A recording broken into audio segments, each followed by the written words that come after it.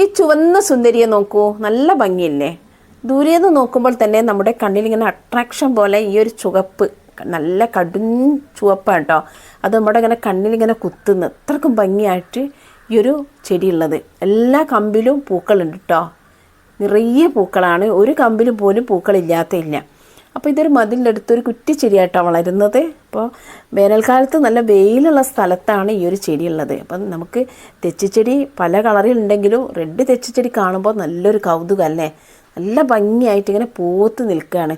അപ്പോൾ ഇത് നമുക്ക് ഈ പൂക്കളൊക്കെ കഴിഞ്ഞിട്ടുണ്ടെങ്കിൽ, ഇപ്പോൾ മഴക്കാലത്താണ് കേട്ടോ, ഇന്നലെ എടുത്ത വീഡിയോ ആണ്. മഴക്കാലത്ത് നിറയെ പൂക്കൾ കേട്ടോ.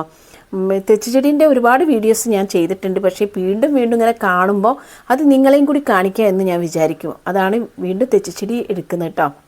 അപ്പോൾ നല്ല ഭംഗിയായിട്ട് നമുക്കിങ്ങനെ അടിപൊളിയായിട്ട് ഇതന്നെ നമുക്കിങ്ങനെ വരിവരിയായിട്ട് ബോർഡറായിട്ടൊക്കെ നട്ട് കൊടുത്തിട്ടുണ്ടെങ്കിൽ നമ്മുടെ ഗാർഡനിൽ നിറയെ പൂക്കളുണ്ടാവും.